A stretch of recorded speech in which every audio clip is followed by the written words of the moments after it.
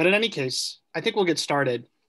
This is the Interdisciplinary Religion Group at UW-Madison. Hope you're in the right place.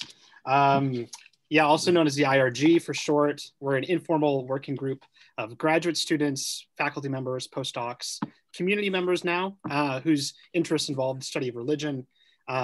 We're a forum where people can workshop research in progress, such as today with Kilian, discuss theoretical, practical issues involved in the academic study of religion, and form connections across departments at UW-Madison and the greater Madison community. And to be honest, through Zoom, we've been able to reach a little bit of a wider audience as well. Not everyone needs to be on campus, so it's an upshot of the digital platform. This is our last meeting for this semester, but as I sent out a couple of weeks ago and in one of the reminder emails, we are looking for more presenters for the spring. I think we have 1 out of 3 lined up so far. So a particular invitation to graduate students, though we are open to postdocs and faculty as well. So if you're interested in presenting, also maybe if you're interested in presenting in the fall, we're looking forward to that as well. Feel free to shoot me an email or even send me a private chat today if you already know or have it on your mind. So that's that for formal introductions. As for our presenter today, Kilian Harrer, welcome. A consistent IRG member. He's completing his dissertation in the history department here at UW-Madison. His current research interests revolve around the relationships and overlaps between politics and religion in the 18th century, especially in Enlightenment and Revolutionary France. In 2018 and 19, he conducted archival research on the politics of pilgrimage in Europe's revolutionary borderlands circa 1770 to 1815. And he is now in the writing phase of his dissertation, which he'll be presenting on today, one particular chapter addressing the evolution of Catholic-Protestant conflict in the border region today, known as the Saarland, in his presentation titled Shifting Frontiers, Pilgrims, Protestants, and Revolutionaries in 18th Century Europe. Please join me in welcoming Kilian Harrer. Welcome, Kilian. Yeah, thank you, David. Thanks for introducing me, and thanks to the IRG for inviting me to speak. I'm happy about how many people showed up. I was half expecting at this point of the semester to have like 5 people on this call. So it's I'm already sort of experiencing my first positive surprise here. And that's encouraging. So I am going to share my screen, and I hope this is gonna work because I have a few slides. Is this working? Okay, great. Yeah, so that's the title of my talk today, Shifting Frontiers, Pilgrims, Protestants, and Revolutionaries in the 18th Century. And today I would like to present from a chapter of my dissertation that I'm writing here in the history department, as David already said. Here again is now how does this work though with how do I actually get from one slide to the next? There, okay. This is the title of the dissertation again. And while I'm going to be focusing on this one chapter that is, the chapter is about 3 pilgrimage places in the present day Saarland. I'm obviously also going to speak first to the broader frame of the project. And so this is work in progress. So I hope you'll forgive me for just making a few inroads into the jungle that my dissertation project still is for me. So what is the basic thing that's driving this project? I'm exploring the political upheaval of the broadly defined French Revolutionary era, so circa 1770 to 1815, through the lens of pilgrimage. And specifically, I look at Catholic pilgrims and pilgrimage places in the borderlands between French and German-speaking Europe. That would be present-day northeastern France, Luxembourg, southwestern Germany, and for one chapter, parts of Switzerland. So this is just the broad European map to give you a vague sense of where this stuff happened. The two sort of ovals show the regions that I'm focusing on. And today we're going to be in the more northern region.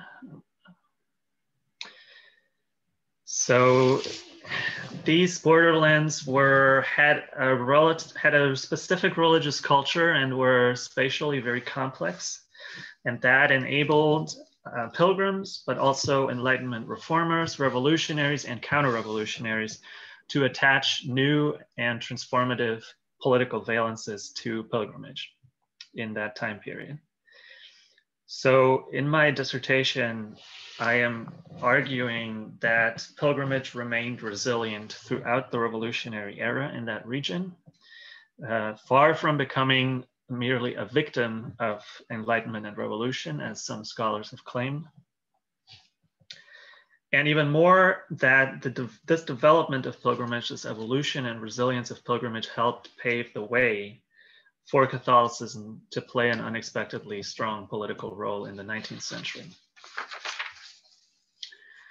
So the archival evidence is often fragmentary and dispersed. So I'm not going to have a lot of stats. I have to rely on close readings of administrative, police, and judicial records, and sort of combine descriptions of religious practice with spatial analyses to really suss out sort of pilgrims' itineraries and the various political and territorial boundaries they cross. So in other words, what I'm trying to do is some combination of political history with inspiration from religious anthropology and borderland studies. Now, what does the focus on the revolutionary era entail? The Enlightenment and the French Revolution delineated the project of liberal modernity, very broadly speaking, although the revolution had its less liberal moments as well. And this modernity defined itself not against religion per se, but it did define itself largely against a certain kind of Catholicism, usually labeled Counter-Reformation or Baroque Catholicism. And from the point of view of this modernity, the Counter-Reformation promoted intolerance, and the Baroque encouraged laziness and superstition. More than any other Catholic religious practice, pilgrimage in the 18th century epitomized both the Counter-Reformation and the Baroque. Pilgrimages were often triumphalist Catholic rallies against the threat of heresy, quote unquote, and they supposedly expressed a Baroque mentality of excessive belief in miracles and a preference for sort of going on long devotional, but also sort of leisure trips instead of going to work, and help the political economy. For these reasons, Enlightenment reformers and revolutionaries worked hard to radically restrict the practice of pilgrimage, or even eventually eradicate it altogether. Under this pressure, Catholics found ways to reinvent pilgrimage and resituate its politics. So I contest the notion, I would argue against the notion that Catholic lay people in particular, that is, ordinary believers rather than educated and ordained clergy, who rejected revolutionary and enlightened religious policies, did so in a purely conservative fashion. Enlightenment and revolution in this region did not throw most Catholics into a kind of shell shock from which they would only have recovered toward the middle of the 19th century, as a lot of the historiography in this field would have it.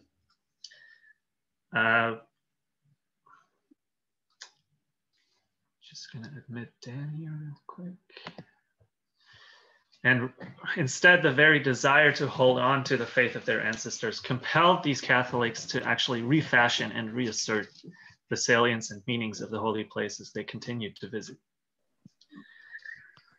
Then a focus on the borderlands also helps us understand how pilgrimage both undercut and shaped the emerging spatial modern order, because pilgrimage is about both holy places and obviously mobility through space. And sort of my emphasis, my more methodological intervention is to not just look at pilgrimage space as sacred space.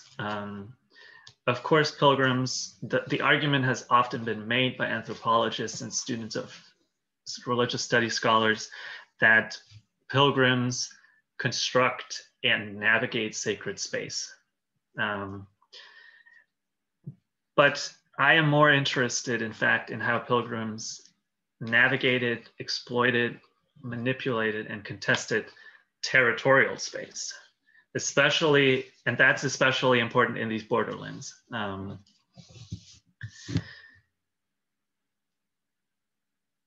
But also especially important because enlightened and revolutionary political leaders and administrators were trying to anchor political stability and happiness ultimately in a rational spatial order that would be expressed through rational territorial arrangements. And so in the French case, you know, that was sort of a spark for the emergence of a territorial nation state as modern France really has turned out to be.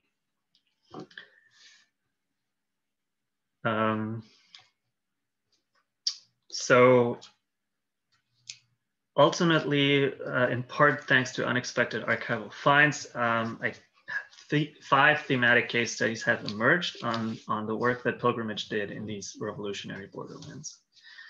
So the first chapter, which I'm tentatively calling Shrines on the Line, will look at three smaller shrines that sat right on the border between two political entities, the Electorate of Trier and the Duchy of Luxembourg, or later under Napoleon in the era of French territorial expansion, that would be the border between 2 French departments. And I will show how the power of even these smaller pilgrimage places crystallized a sense, a consciousness of the border among ordinary Catholics who sort of played with that border, sometimes appropriated it with the intent of promoting a particular pilgrimage place, sometimes undercut the border, and in that way sort of lived through, but also shaped these efforts to produce a modern territorial clarity and order. The second chapter, called Refashioning the Holy City, will be about how Catholics around the German city of Trier used pilgrimage to reinvent the spatial imaginary that tied Trier's prestige, which had been radically questioned, especially by invading French revolutionaries, tying that prestige to the presence of major relics. The third chapter, Shifting the Frontiers of Catholicism, is what I'm talking about today, so I'm going to skip that for now. The fourth chapter, Making Space for Apparitions, will talk about a rapidly evolving series of Marian apparitions across these borderlands within a few months in 1799, and how that enabled pilgrims to sort of visit and shape ephemeral holy places in a crisis moment of state repression. And the last chapter, Inventing Transnational Pilgrimage, will be about how Catholics from Eastern France went to Switzerland's most important Marian shrines in the time of the Revolution, and how these risky departures from what became national territory sort of forced them to examine their own Frenchness in a transnational Swiss mirror. So I'm just sketching these. If you have questions afterward about any of these other chapters, I'll be happy to answer them. But now I'm going to pivot to my discussion of the third chapter. And out of that chapter, I sort of extracted the part that I feel is most wobbly and that I'm most in need of feedback for. First, though, I'm going to introduce these places here. So the map is confusing, and that's kind of the point of the map. It is a very territorially confusing borderland in the before the French Revolution and before the French Revolutionaries move into this territory. Toward the top, you see Trier, which is perhaps like a good referent. The main place that I'll be focusing on today is in the red oval. It's called Sankt Wendel. It is today a district capital of about 25,000 inhabitants. In the late 18th century, it was a small town of little more than 1,000. And it had received its name from Saint Wendelin, who may have lived in the 6th or 7th century, but whose most influential hagiographer, Nikolaus Keller, was a man of the late 17th and early 18th centuries. So the first printed version of Keller's Life of Saint Wendelin, which was at the same time a major sort of almost a book, a pious book promoting the pilgrimage of Saint Wendel. The first printed version appeared in 1704. And this Baroque legend of Saint Wendelin described him as a Scottish prince who had abandoned the splendors of his royal home to become first a pilgrim himself, then a miracle-working shepherd, hermit, and missionary in this region. Eventually, he accepted the dignity of abbot of Tolai, and that's the other place in the yellow oval, also a pilgrimage place. And he is said to have passed away in 617. So the legend linked the sacral topographies of Sankt Wendel and Tolai. But then within the town of St. Wendel and on its immediate outskirts, there was also a plurality of holy sites. There was first and foremost the impressive parish church, the so-called Wendelinus Dome, built in the 14th and 15th centuries. You can see it here, which probably drew the biggest pilgrim crowds. And then in addition, there were 3 chapels, one of which is the most important one and still stands today. It's the Wendelsbrunnenkapelle, so the chapel of the fountain of Saint Wendelin. And the chapels were also frequently visited by both individual pilgrims and entire processions. So groups of pilgrims forming in a liturgical order and going to these pilgrimage places collectively. How many annual visitors are we talking about for the 18th century? Now, even rough estimates are basically impossible to obtain, but later, for the middle of the 19th century, we can see that Sankt Wendel ranks as the 3rd most important pilgrimage place in the Diocese of Trier, and that strongly suggests a 5-figure number of annual pilgrims. I would suspect several tens of thousands a year. And then going back from that, we can also see that the cult of Saint Wendelin, more generally speaking, reached the height of its flourishing in the 18th century. So we can definitely assume that Saint Wendel received more than 10,000 pilgrims a year on the eve of the French Revolutionary period. Not one of the really big pilgrimage places of Europe, but a regionally important one. Then the other thing that we need to understand about the situation of St. Wendel is the sort of territorial web and the intricate web of borders that surrounded St. Wendel. So,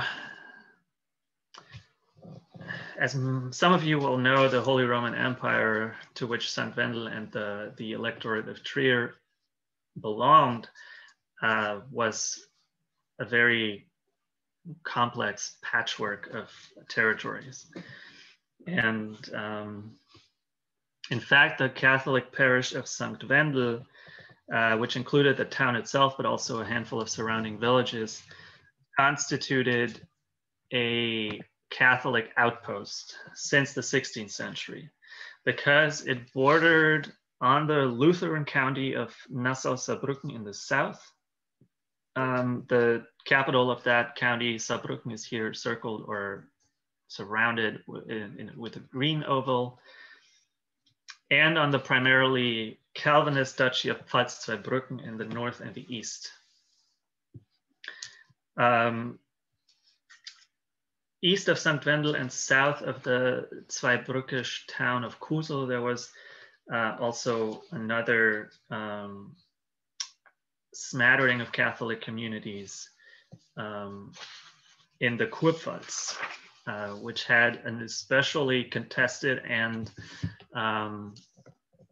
complicated confessional history in the late 17th century and going into the 18th century. So in that region, for example, a new Catholic parish community sort of reformed and went on annual processions to St. Wendel and claiming that these Catholics were claiming to resume a tradition that Calvinist sort of times of, again, in quotes, heresy had disrupted. So in short, St. Wendel was truly an outpost of Catholicism, in addition to being an important pilgrimage place. And Catholics going to that outpost exploited spatial ambiguities on the edges of what became revolutionary France in the 1790s. And these pilgrims cultivated some kind of Catholic frontier pride in that time. That is sort of my argument in a nutshell for today. It's not that pilgrims literally mobilized with the primary intention of doing these things, cultivating a Catholic frontier pride, but these results are kind of like collateral results of an environmental disaster that struck Western Central Europe in the mid-1790s. So there was a terribly cold winter in 1794-5 and a subsistence crisis in 1795, which had already wrought havoc among the poor in France and beyond. In addition, an epizootic, so a mass disease among animals, and in this case, particularly cattle, had broken out across Eastern France in 1794-5 and killed much of the livestock that fulfilled crucial functions in a peasant economy, and not least by providing manure and serving as plow animals. Now, by 1796, this epizootic reached its height and ravaged not just Lorraine and Alsace, but also these regions here, Luxembourg, Trier, St. Wendel itself, along with much of southern German-speaking Europe. And in all these places, Catholic rural communities made religious vows and accomplished numerous processions and pilgrimages in the hopes that God would intervene to alleviate their misery. Specifically, many in these regions were turning to Saint Wendelin as an intercessor because they recognized him as a major patron saint of peasants and livestock. This was an astonishingly popular cult in the cult of a saint in 18th century Central Europe. And this epizootic of 1796 clearly favored the flourishing of this devotion to St. Wendelin, including in places like Alsace and German-speaking parts of Lorraine. So just in the regions just south of this Saar region. And we also know specifically that in this region of Tolai and those surrounding the surrounding countryside, the rural population depended heavily on income from raising and trading livestock, both cattle and sheep. And so many Catholics who were already sort of habituated to going on pilgrimage processions to St. Wendel now found their livelihoods directly threatened by this ecological disaster which came on top of an ongoing war between revolutionary France and a coalition that included Austria and Prussia. And this war was partly waged in these regions, though not specifically in 1796. Now, before I focus more strongly on St. Wendel itself, there was a series of upheavals and political tensions in the summer of 1796 in Lorraine, arising from this crisis of the episodic and the sort of chaotic war economy and the unstable statehood of revolutionary France. So many rural communities in these northern German-speaking parts of Lorraine had already adopted the cult of Saint Wendelin a long time ago. And now in July 1796, these Catholics' despair over the episodic drove them to improvise many dozens of pilgrimage processions that contravened against recent French legislation on the policing of worship. And anti-revolutionary priests seem to have led and blessed some of these processions. At least that's what these news alarmed, obviously, the revolutionary administrators, who in response sent in the gendarmerie and even regular military forces to disperse these crowds that were denounced as fanatical, and to arrest any ringleaders and specifically clergymen that they might get a hold of. They often did not get a hold of them. And so in short, the summer of 1796 threw this region into a state of panic and quasi-rebellion that largely took the form of pilgrimage processions. And many of these processions, this is where it gets truly interesting for me here, were headed for St. Wendel to implore help from this patron saint of livestock in the town that possessed his relics, the place of both his reputed grave and his hermitage. So the chapel of the Fountain of St. Wendelin derived its prestige from being allegedly the hermitage where St. Wendelin had lived. Again, it's impossible to be very precise about the number of pilgrims who went to St. Wendel in this crisis of 1796, but the few available sources do signal a major spike, an influx of many thousands within weeks. And in early August, the director of the postal service in French-occupied Saarbrücken, so again, the green place down there on the map, informed the government in Paris about, quote, processions composed of between 200 and 2,000 people, crowds which thus make their way in part to St. Wendel and the conquered lands, and in part to a chapel near St. Avold, which is a place in Lorraine. At that time, the French occupying administration decided to intervene and ordered the municipality of St. Wendel to keep the church doors locked, except for regular parish worship. So the processions coming there from other places would not be able to enter the church anymore. I doubt that this measure proved effective in curbing actual pilgrimage to St. Wendel because pilgrims might not learn about it before actually getting there. And even then, they could still redirect their processions to the chapel out on the outskirts of the town that was apparently not targeted by this occupying administration. Now, as I said, they use this phrase, St. Wendel in the conquered lands. And I want to explain that a little bit more by pointing out that in a sense in 1796, St. Wendel, which is here surrounded in blue, found itself on the right side of the border. Now, what do I mean by that? The contrast is very clear when we look at Tholey and in red here, because in 1793, Tholey already fell to France. And Tholey was a rich and big abbey, and the French just, they left they made short shrift of that abbey. basically pillaged everything, dispersed or destroyed the relics, and Tolai was mostly over for Tolai as a pilgrimage place after that catastrophe.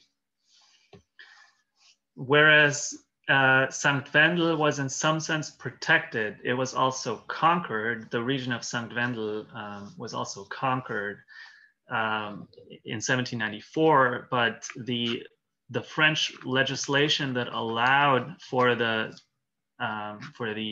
dissolution of a religious site like Tolai did not apply in Sankt Wendel. So here on this map, we have the southern part of one of the departments that formed these occupied lands, the so-called Saar department. The capital of that department that is here surrounded in the yellow egg, that's Trier. And so as you can see, the borders are the sort of pink lines. So you can see that Sankt Wendel is within that department, and Tolai belongs to the Moselle department, which had been a part of France all along. And so Tolai sort of bore the brunt of the radical revolution in 1793, and Sankt Wendel did not.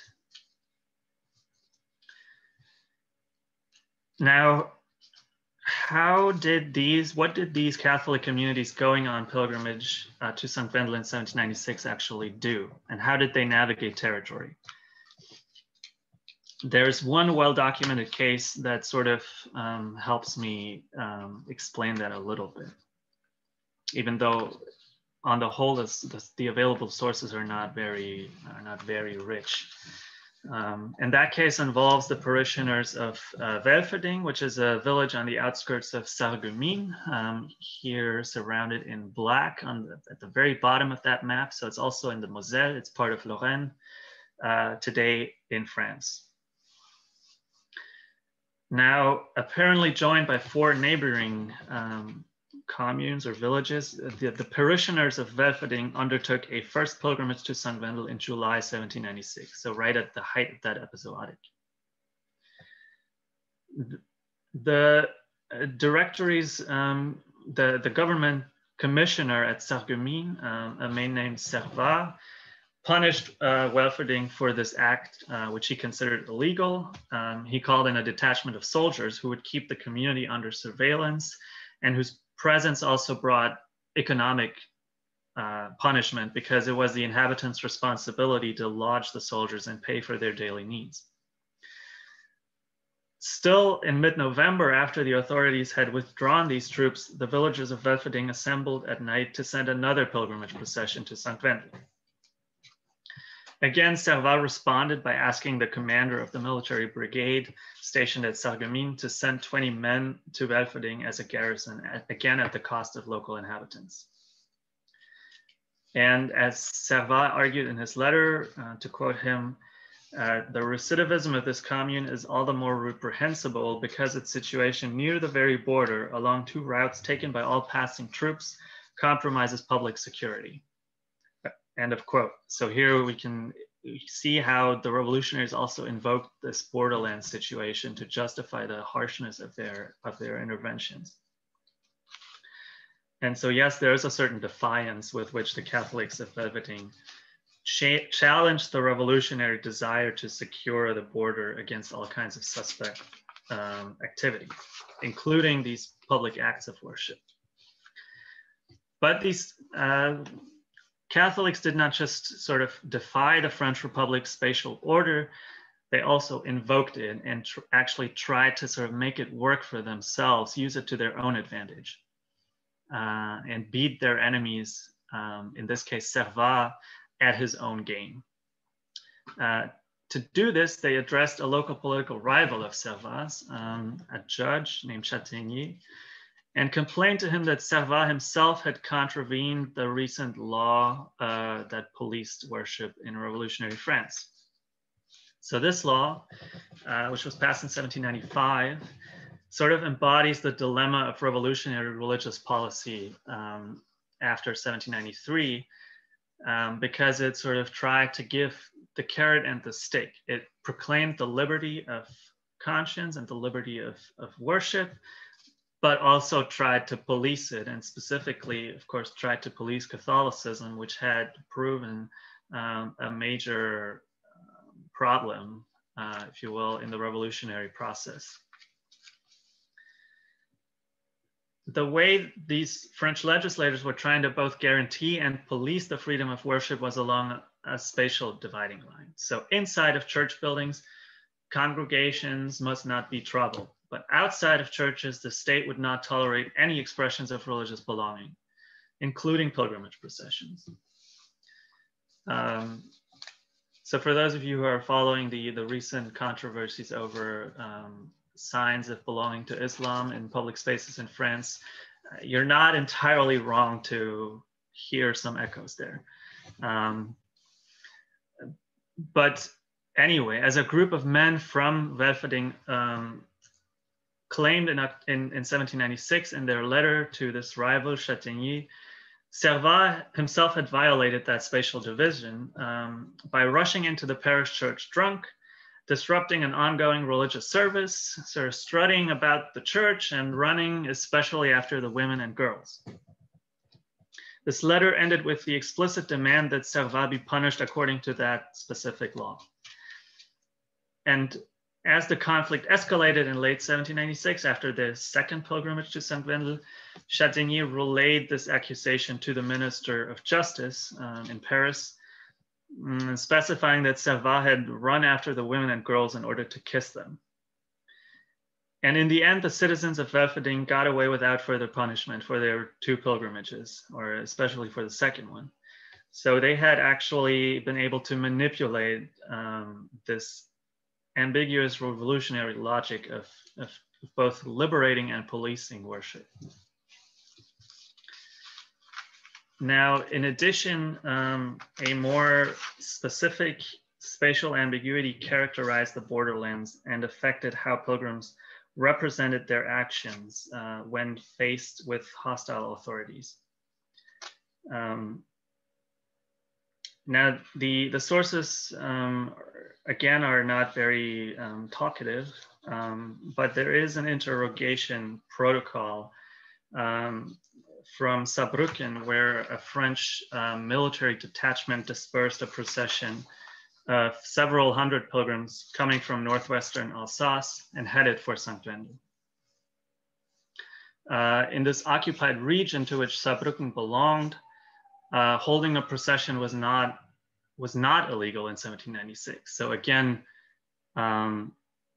this region was kind of on the right side of the border, and this French revolutionary legislation had not applied yet there.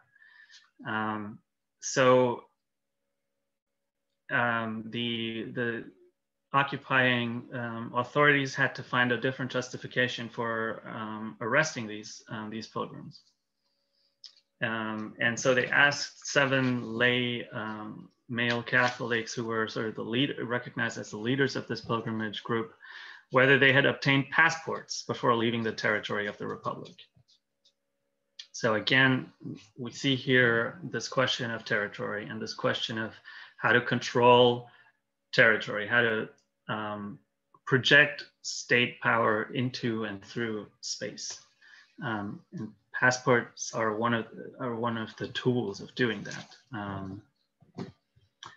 Now, the answer that these men gave was pretty striking. They said they were still in their own homeland, or in the French says be in their own land. Now, what does that mean? Still in their own land.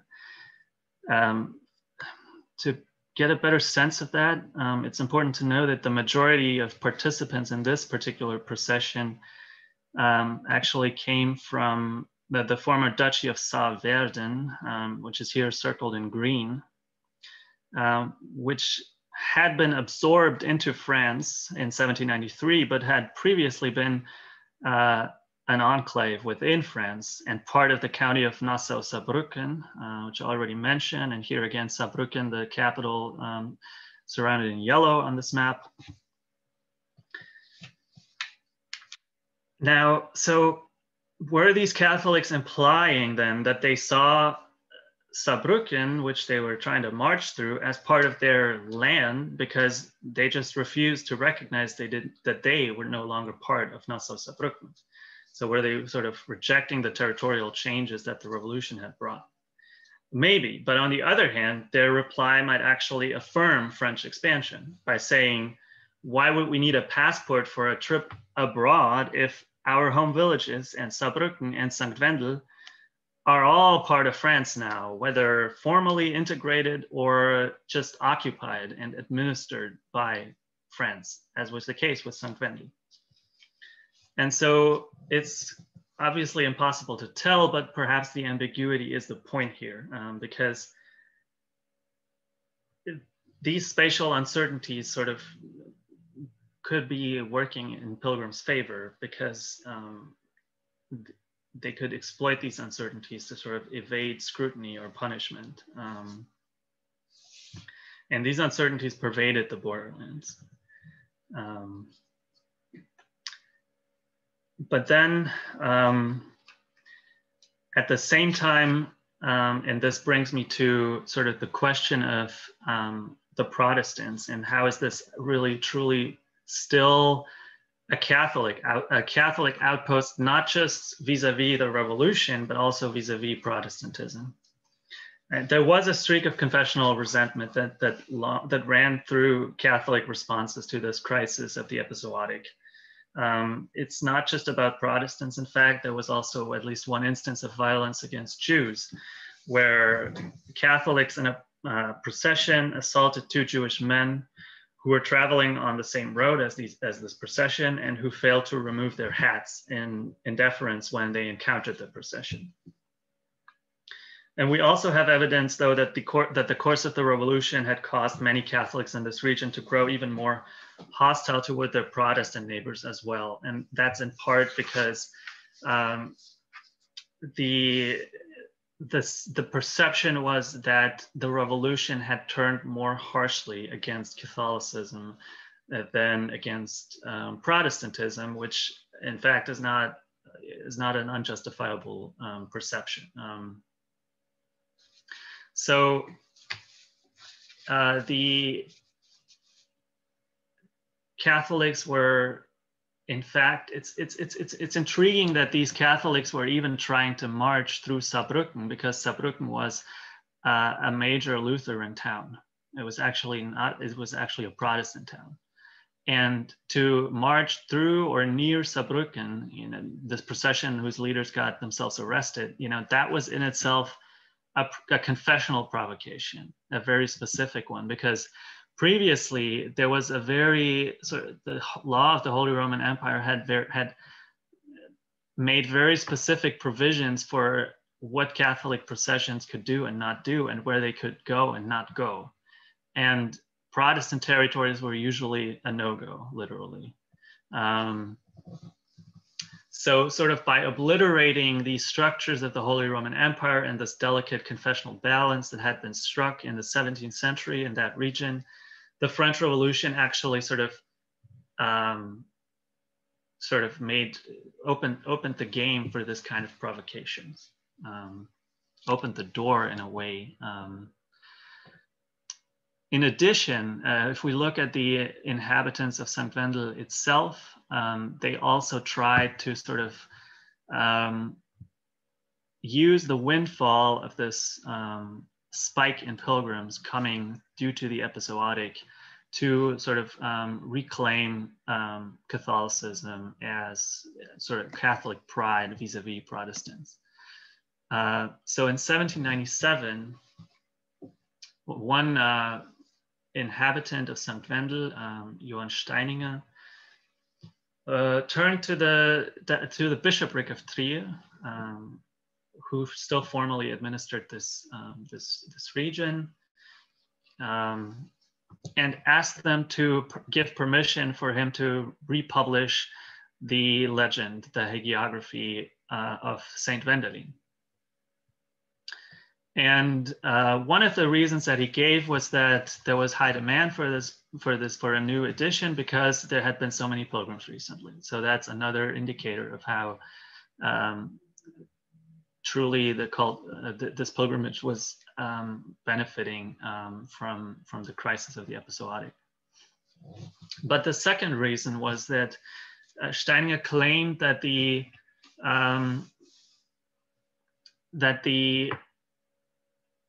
Pilgrims, that the most recent edition of this pilgrimage booklet, or sort of pious book, had been printed at Saarbrücken by a Protestant printer who had sort of distorted certain things that he didn't like. And so by saying that now there was the occasion for a reedition, a truly Catholic reedition, it was sort of trying to take back the literary control over the cult of Saint Wendelin. And in fact, this sounds like a kind of weird story. Like, would a Protestant printer really print like a pirated and sort of altered version of a Catholic hagiographical material? But in fact, there is, in the Municipal Library of Trier, there is a copy of that edition that's Saarbrücken 1783, and that Protestant court printer that is sort of that is known to have operated in Saarbrücken since the mid 18th century. So that was not a made-up story. So in conclusion, I'm gonna stop sharing my screen here.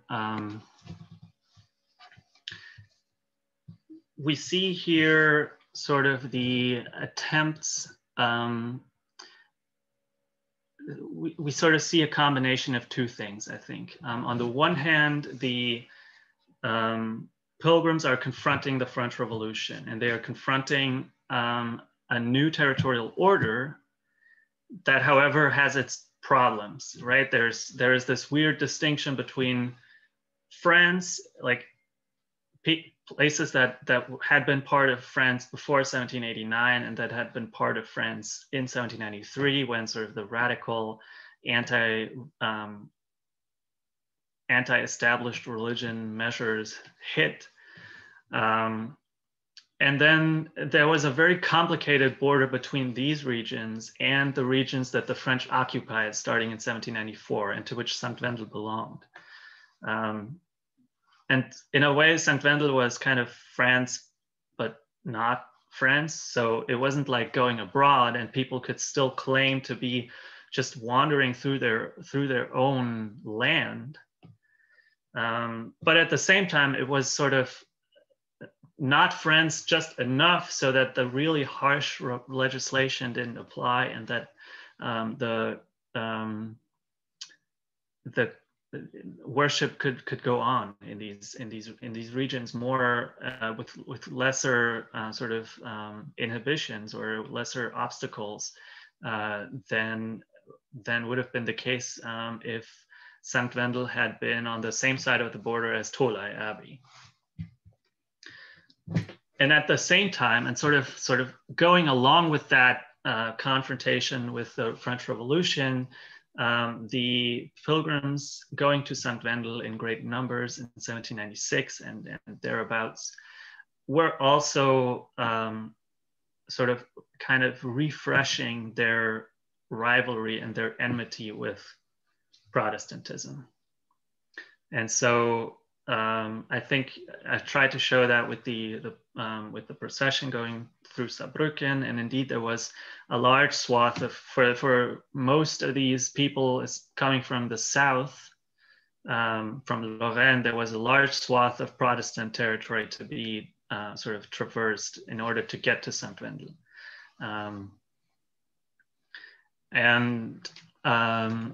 And then I've also I think Steininger's edition of this new edition of the pilgrimage book is also an indicator for how Catholics sort of tried to seize this moment of crisis in order to reassert St. Wendel as a Catholic outpost. And indeed, St. Wendel was going to keep flourishing throughout the 19th century. We know the 19th century as a century of great strife between Catholics and Protestants, especially in Germany. Historians have sometimes been telling this story as one that really only started sort of around the middle of the 19th century, or 1830, or around that time, and have sort of neglected to really see how in this region, where the French Revolution had a very immediate impact, and where sort of this game of territory was especially salient whenever people would go on pilgrimage, especially on this kind of pilgrimage into these occupied but not quite French lands. How these confrontations, I think, must be seen as a catalyst to what happens later in the 19th century. And it's not enough to just say, well, the Catholic Church kind of centralized in the 19th century, and then the papacy or the clergy more generally kind of stoked the flames of confessional conflict from above by mobilizing Catholics, not least as pilgrims, but I think Catholics mobilized themselves, lay Catholics mobilized themselves as pilgrims, and they didn't wait until the papacy was regaining strength and until the revolution was over. That was like a more immediate reaction, and a more something that happened through this revolutionary crisis rather than despite or after. I think I'm gonna leave it at that. I've been talking for a bit longer than I wanted to already, so I thank you for your attention, and I'm looking forward to the discussion and to your questions and feedback and criticisms.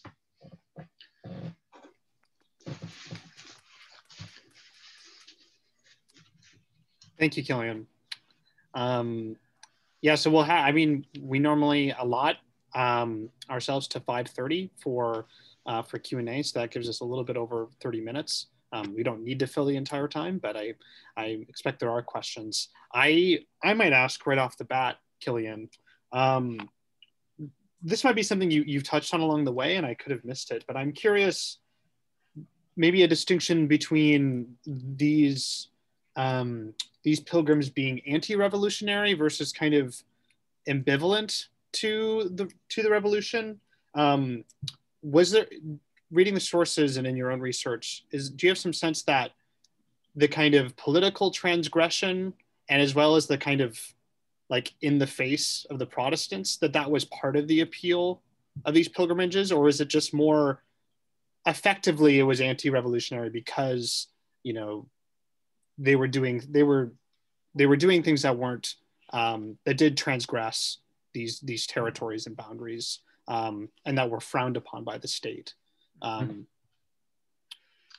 So you're asking whether they were sort of making an explicit counter-revolutionary statement, or whether they just happened to violate the rules of the French Revolutionary State in the process of going on pilgrimage for other purposes. Is that correct? Yeah. Was the transgression part of the draw? Yeah, that's exactly what I'm asking. I mean, that's a question that I've been struggling with all along, and in part it's because the sources mostly come from the French Revolutionary perspective.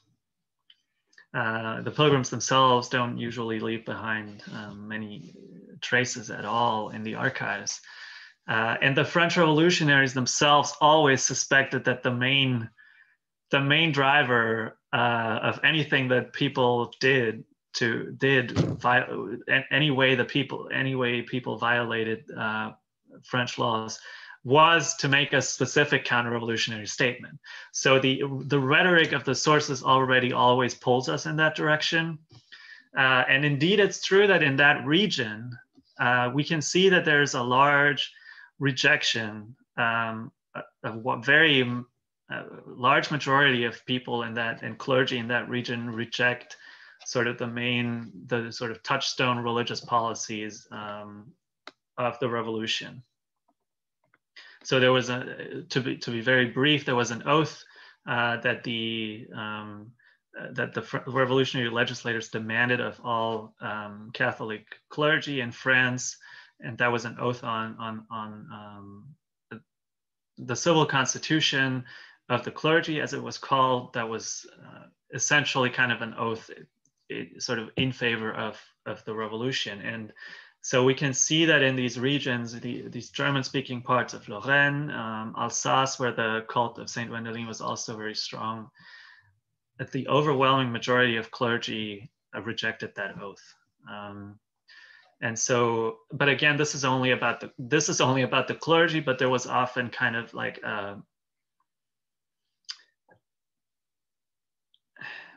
lay people often exercise certain pressures as well, and it's generally not a very, it's generally a relatively good indicator of what the lay population also thought, not because they blindly followed the clergy, but because, to the contrary, they may often have pressured clergy to reject a policy that they were more hostile to than the clergy might have been. But you're right that ultimately this is a question that cannot be solved, I think. It can only be sort of dealt with by saying that people did not necessarily make a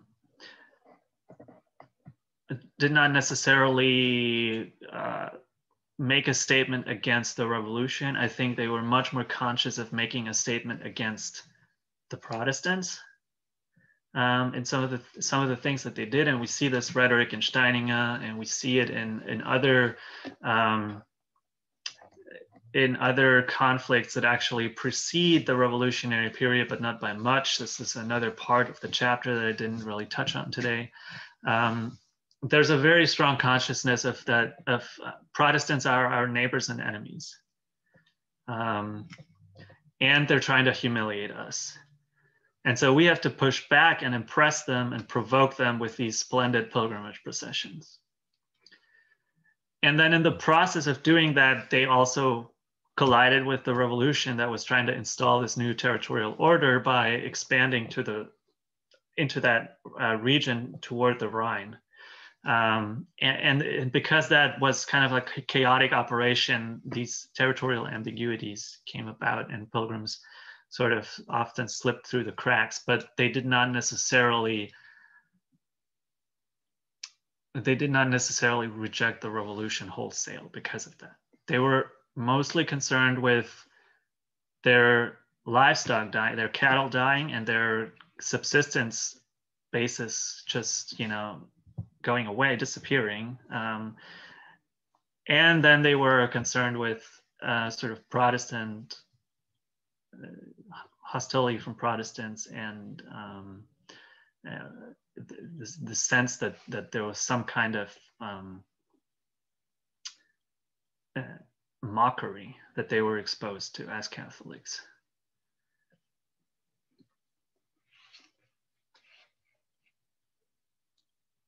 Maybe Ulrich and then Adam, I don't know. Can you flesh out for me a little bit more kind of the language during these pilgrimages? I mean, I learned a lot about what happened and kind of the anti-revolutionary and anti-Protestant battle lines a little bit. If you could flesh out a little bit in detail, I mean, how do I need to envision a pilgrimage in those days? How did they proceed? How many days? What did they do? You mentioned briefly that there were hostilities against Jews and Protestants. So what happened there? What account can you share? That I'm curious about the incidents, the things that happened and how they collided somehow. That would be, and if there is any liturgical material that involved statements, anti-revolutionary or anti-Protestant language or anything, I'm just curious. I don't have much of a fantasy for. Yeah, I mean, yeah, it's probably something that it's some context that I always sort of find it hard to estimate how much of that needs to be given, and that's going to be part of the struggle of writing the introduction to my dissertation. But I can sort of try to fill in some stuff here. So one thing that sort of characterizes the liturgy of pilgrimage in this region and time period is that it's very strongly sort of organized in the form of processions. So hundreds, sometimes thousands of people would go, come together as a solemn procession and go on these pilgrimages. And these, we're not talking here. Obviously, we're not talking here about people who went on months-long trips to, like they would to Rome or Santiago de Compostela, these other sort of pilgrimage places that we may think of more classically, right? We're talking here about pilgrimages that could be done within a few days or even within a day for the people who lived close to the shrine. These are regional shrines. And so that the point of these processions is precisely sort of to display the community as a visibly Catholic and sort of sacrally charged community that was visiting this holy place. And then what happens when they go there, it's a little hard to, what happens when they get there, excuse me, is there sort of a liturgy of anti-Protestant statements, or so in the 1790s, intriguingly, there's a new parish priest that comes to St. Wendel in 1792. His name is Castello, and he's actually a major representative of what's called the Catholic Enlightenment in this region. So the attempt to combine the tenets of the Catholic faith with the new sort of ideas about about utility and happiness and progress that the Enlightenment was bringing. And the clergy who favored the Catholic Enlightenment were in general trying to decrease the tensions with the Protestants. They were trying to sort of close the gap between the confessions. And so from Castello, it's very unlikely that Castello himself would have sort of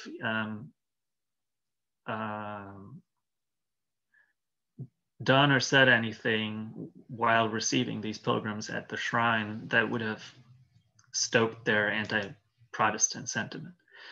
But Castello himself also found his position became very uncomfortable because of the ongoing disasters of the war and the destructions. There was some pillage in St. Wendel as well in 1794. And Castello, intriguingly, sort of signed off on Steininger's book. He wrote a long preamble that's very Enlightenment sounding. It doesn't talk about miracles at all. It doesn't talk about Protestants. It doesn't talk about any confessional enemies. It just talks about how you should pray in the spirit and in truth. It's like a major sort of reference from the Gospel according to John that the Catholic Enlighteners sort of loved. And just be a better moral person rather than hope for a miracle. And these people, it's kind of weird because it's more or less obvious that these people that this influx and spike of pilgrims was happening because people were hoping for divine intercession against the dying against the mass death of their cattle. But it's intriguing that Castello kind of signed off on Steininger's new edition. And so here, there's a kind of ambiguity. But in terms of what happened between the point of departure and the shrine, where Castello would at least not have provoked out further sort of anti-Protestant outrage.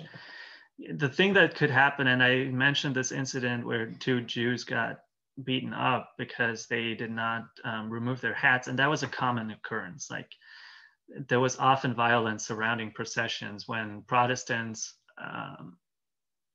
people who are not Catholics, sort of bumped into a procession whether they wanted to or not, and then did not sort of behave with the deference that the Catholics expected. And so these processions could often give rise to brawls between Catholic and Protestant villagers in that region. So this kind of liturgical form of pilgrimage was especially prone to that kind of confrontation, precisely because it was meant as like a manifestation and a demonstration of Catholic collective strength and Catholic liturgy. Does that answer the question a little bit? Or do you? Okay, then please elaborate, maybe.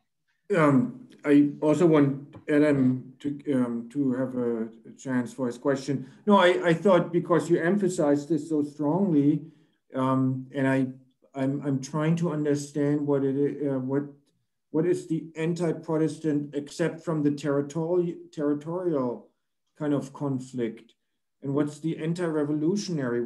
How can I see this while the pilgrims proceeding to their shrine? How can I just want to see, I wonder if you can make it a little more tangible for me.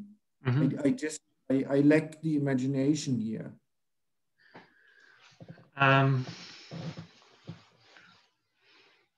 So for the anti-revolutionary aspect, it was, for people coming in from Lorraine, it was illegal to even form a procession. Under French Revolutionary law, it was illegal to even form a procession outside of their church building. And in that example that I have, where I have a bit of a better documentation from Refashioning, I mean, people were aware of that at least after the first time, and yet they did it a second time. Whether they did it, again, this raises the question of whether they did it primarily to provoke the revolutionaries or primarily just because they were bound by a vow to go on another pilgrimage to St. Wendel. We will never know. But the fact that some of these communities went on pilgrimage repeatedly, and some of these communities decided to march through Protestant territory as processions, that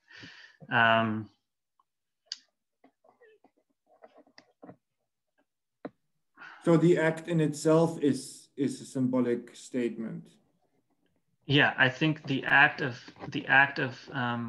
marching, sort of traversing these territories, especially the Protestant territories, that in itself is in a way a provocation. And perhaps I should add, for people who are less familiar with the Holy Roman Empire in the early modern period, that territory was a major determiner of confession, in a sense that there were Catholic territories and there were Protestant territories. So there was of course some mixity in many places, but it was sort of generally clear that if you crossed a certain boundary on your way to a shrine as a procession, you were intruding on Protestant territory, on the space of a Protestant community. And there's evidence from throughout the 18th century and throughout various regions of the Holy Roman Empire, including evidence that I found for my regional study, in my case study, that people deliberately sometimes diverged from the usual itineraries, from the accepted itineraries of their processions, and just took a kind of detour through a Protestant village to provoke the Protestants there.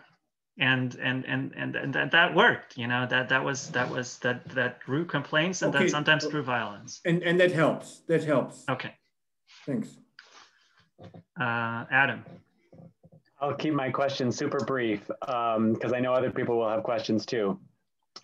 First, thanks for a very interesting paper. I'm actually really glad Uli asked his questions because it started to bring your answers, really started to bring some of the social history to life. I had a much better sense after you answered his questions of, you know, sort of the mood of these pilgrimages and how people were deliberately provoking each other in ways that made it really exciting.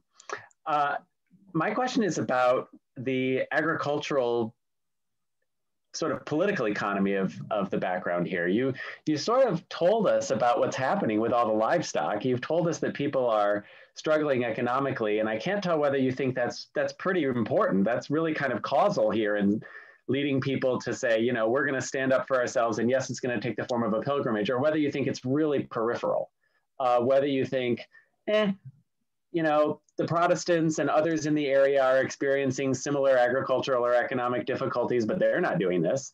They're not going out and provoking each other.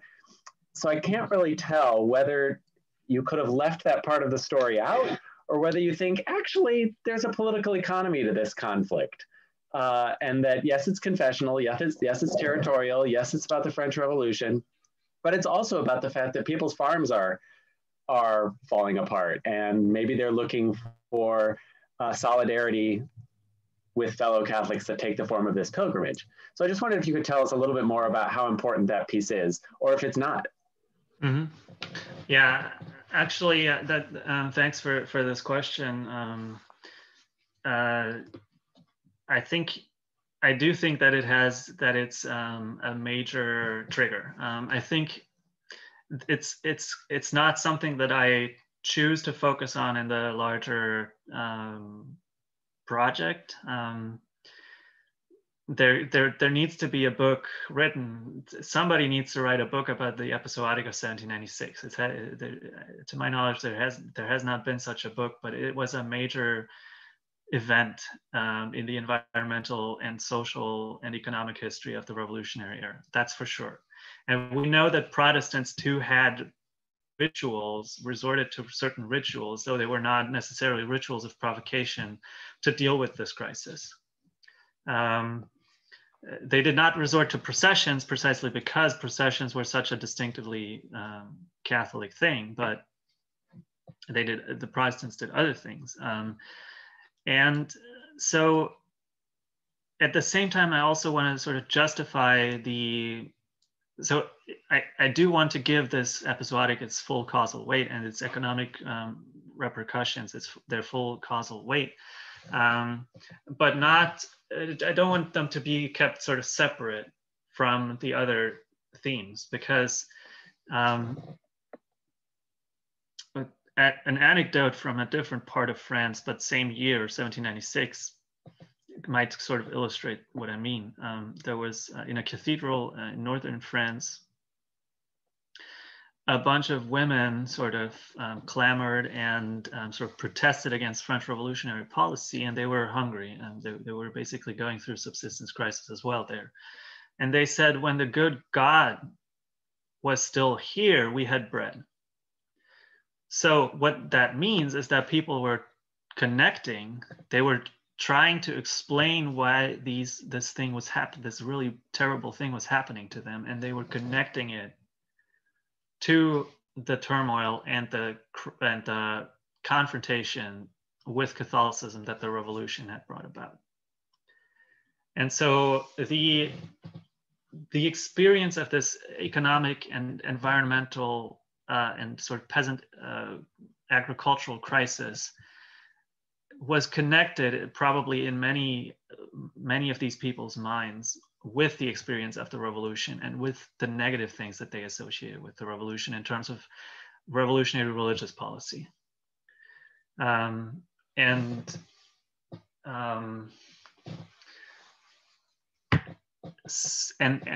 that again connected to the question of, well, didn't the revolutionaries treat the Protestants much better than they treated us Catholics? So I'm saying I guess the short answer is yes, this episodic and the economic crisis has its causal weight, but it is interdependent or sort of interrelated with these other factors that I would like to emphasize more in my chapter.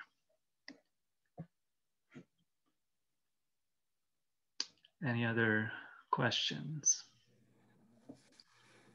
Hi, nice to meet you, Kilian. Hi.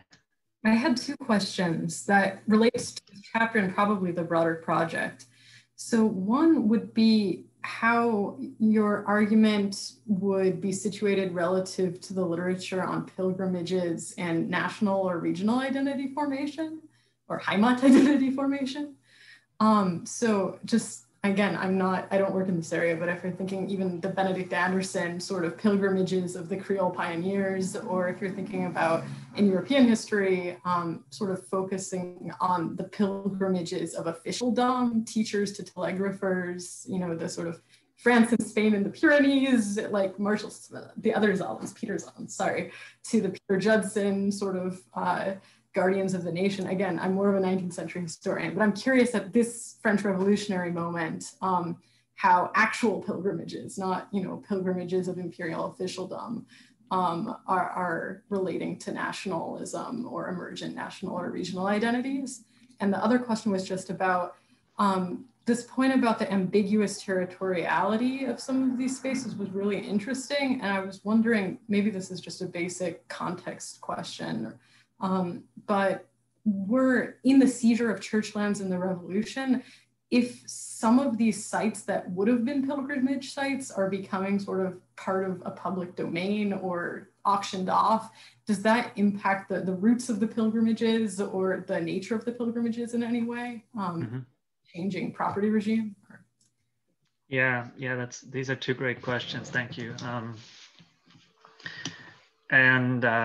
So as to the first one, yes, in my dissertation, I have something to say about the role of national identity formation in particular. I do not really talk about Heimat or regional identities, although there is something intriguing that's going on in St. Wendel already before the revolution, where there's a big pilgrimage event that happens every year where the relics of St. Wendel and the relics of St. Mauritius or Maurice, I guess, that are at Tolai Abbey are being brought out of their tombs or of their sarcophaguses and are brought together. So the people of Tolai and the people of St. Wendel are sort of marching, and they're coming together between these two towns, and they are sort of celebrating the fraternity and the link between St. Maurice and St. Wendelin. And that gets framed as kind of like these are the two patrons of our land. So there is kind of a regional, and again, this happens across the border between what is the Kingdom of France and the Holy Roman Empire. So there is a sense that this could be called a sense of regional identity in broadly. And I will have a chapter about national identity, and will perhaps write even more as I will turn this book and this dissertation into a book, hopefully at some point. But in this chapter, I actually want to sort of de-emphasize the national and not necessarily search for the roots of Franco-German hatred here. I don't think that that's what's going on here. The newer scholarship has been very cautious about that. The more recent scholarship, I should say. And so as for the second question, seizure of church lands and changing sort of property arrangements and situations, yes. Tolai, for example, Tolai Abbey the Abbey Church becomes a parish church. And so technically there's still the possibility of going to that parish church as a pilgrim, but it's, you know, instead of a whole community of monks who could do the hear confessions and sort of welcome the pilgrims, there's only one parish priest now, and people in the early 18th century, in the early 19th century, people are sort of complaining, well, this parish priest is, you know, he really sucks as a preacher, and he doesn't have a good voice, and people aren't coming to Tolai anymore. So in some cases, this sort of transition from a big monastic community taking care of the pilgrimage and promoting the pilgrimage to sort of an individual parish priest who might or might not be very talented in welcoming pilgrims and sort of encouraging them to come again.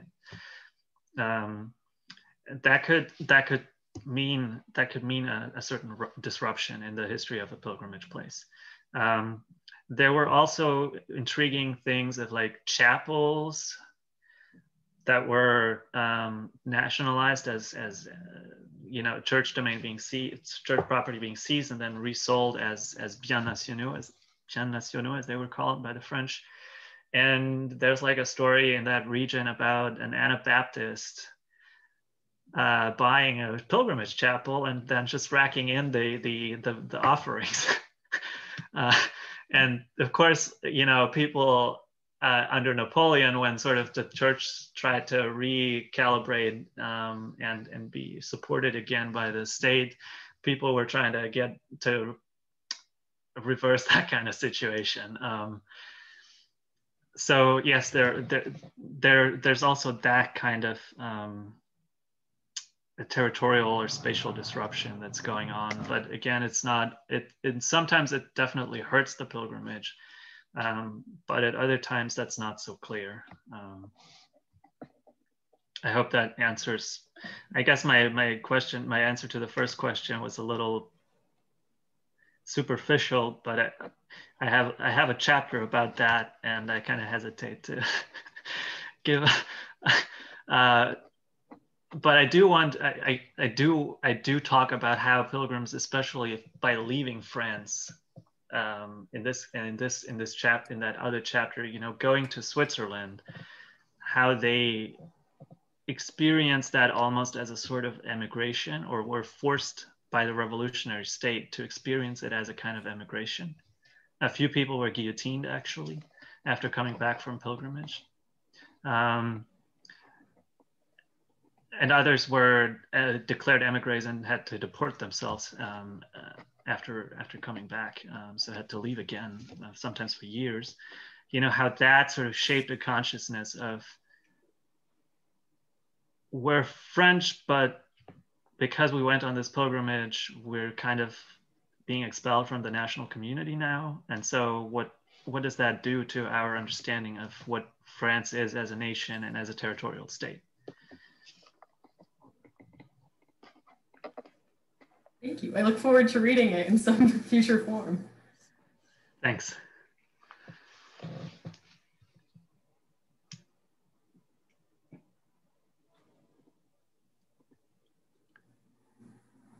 I'm not going to turn on video because Zoom keeps telling me my internet is unstable and you keep pixelating on me, and I don't, but you can hear me.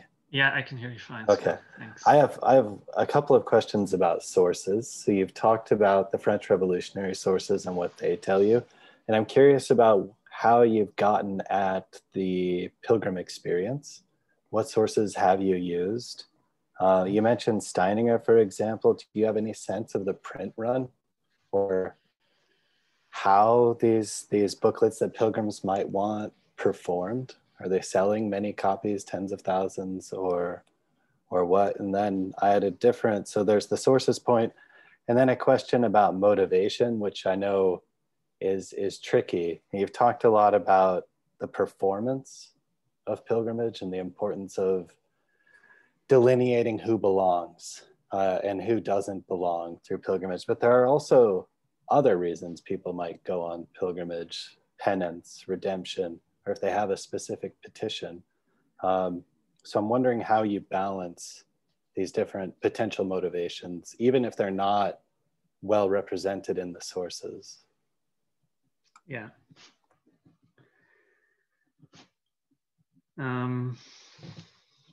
Thanks. These are great questions, and tough questions too. So sources. Unfortunately, I don't have a sense of the print run of a book like Steininger's. I don't expect it to be very high, but I can only speculate. There are other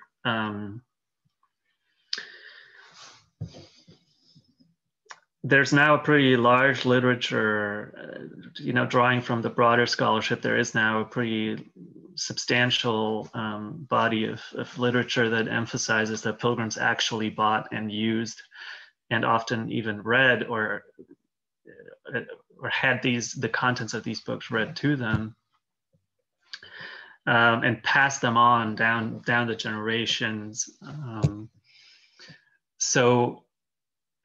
For example, one place where one sort of moment where I can actually talk about print runs in a very approximative way is for 1810, when a big pilgrimage to Trier happens after the return of Trier's major relic, which you know very well, Sky, the Holy Tunic of Jesus Christ. And there they print a booklet, and one commentator, one observer at the time mentions that they sold like 18. It was a pilgrimage event that lasted only 19 days, and they sold so the official booklet sort of sold 18,000 copies or something, but then there were also people pirating the booklet and also selling a lot. So we're talking tens of thousands of copies being sold very quickly. That's not true for Steininger, though. I'm almost certain that that's not the dimensions that we're talking about for Steininger. Other sources, there are some, I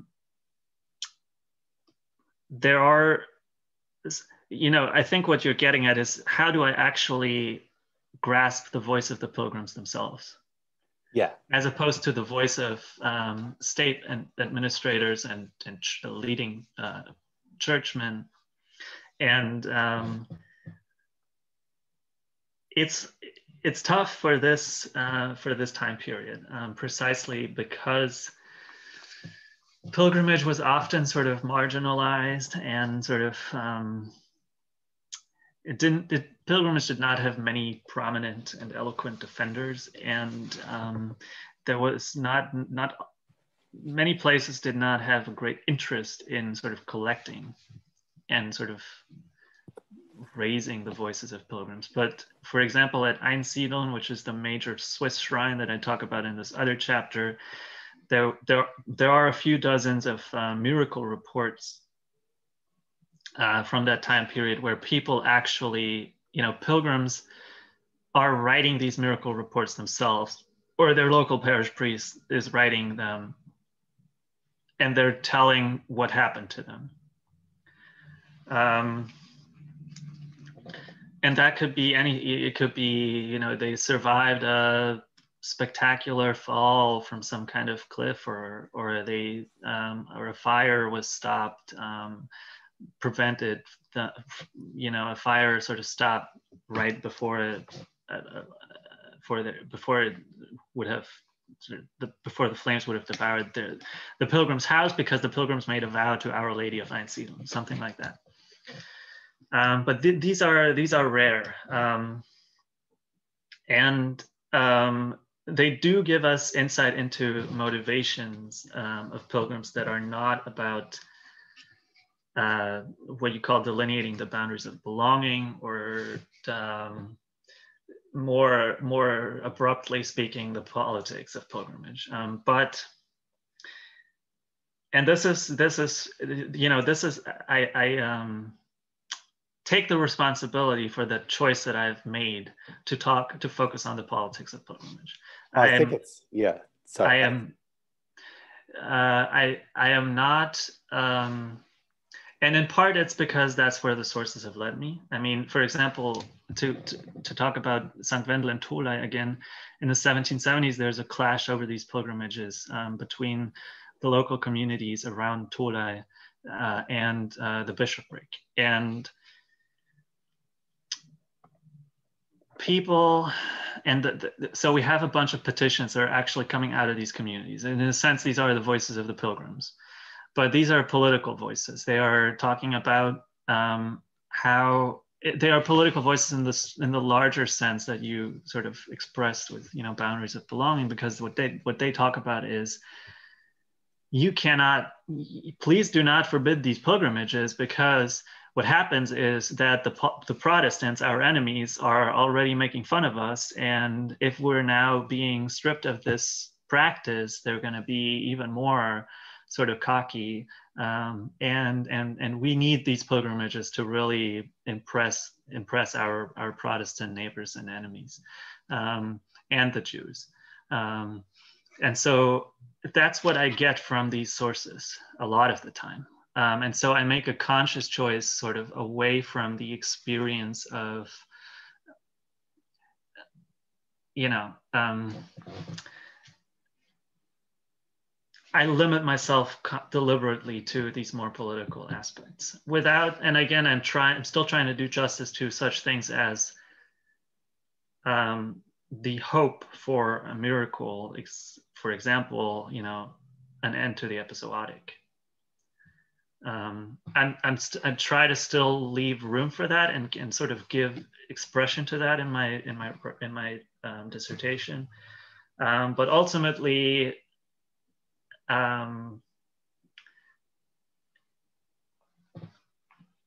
I've made a choice not to emphasize these aspects. I think, you know, not to be silly, but, you know, your book is coming out, and y'all people, you need to read Skye's book, and he's going to talk about these things in such a great way, and for a somewhat later period, but I'm talking about something slightly different, without in any way trying to downplay the importance of these various motivations that you have grasped so well through the sources that you were able to analyze. I think that's a fair choice. I know we're almost out of time, and it's a very good choice. But there's also this interesting absence of evidence that I think you can make at times. If not every pilgrimage, for example, is leading to violence, if there are tens of thousands of people traveling in groups of 200s and they're not all being flagged as disruptive, and there are, I think it's Keith Luria who talks about that, how you can get at religious practice through absence, but we can talk about that more some other time. Yeah, let's do that. Yeah, of course, not all of these pilgrimages gave rise to conflict, but in this case, you know, not to belabor the point, but the very fact of going on a pilgrimage in the form of a procession was a contravened French law, and so again, that doesn't necessarily mean that these pilgrims were highly, you know, it's not that they were doing it for the sake of the politics. But what I do think is that their pilgrimage had inevitable political implications.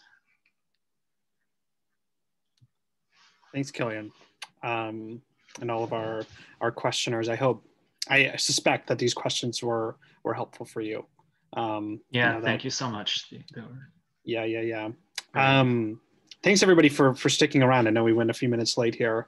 And despite, you know, Zoom fatigue, I know me and Kilian were chatting about how we were pleasantly surprised the number of people that signed up and showed up today. So we're grateful for that. We'll be in touch in the coming weeks. So we're hoping to have a meeting starting again in February, probably have 3 talks again in the spring. Until then, if you're interested in presenting at some point, please let us know. Otherwise, stay tuned. And I'll leave you with that. And so we want to thank Kilian for this presentation, and lots of ideas. Thanks for attending it and asking these great questions. That's great. I wanted to add to what David just said. This group, of course, lives from your contributions, and it also lives from expanding to other students, grad students or faculty or people who want to present interesting material, discuss that, and kind of have ideas out in the open a little bit. Anybody, if it's not you, if you want to bring in more people, you're welcome to, or if you, as David said, I want to highlight that if you want to present something, talk to David or me. You're very welcome in this group. That's why we started that. With that, David, you had the first words, you have the last words. So maybe we give one more round of applause. Kilian, thank you so much. Yeah, thank you, Kilian. Really appreciated it. Thanks, great. Take care. Good to see everybody. Take care.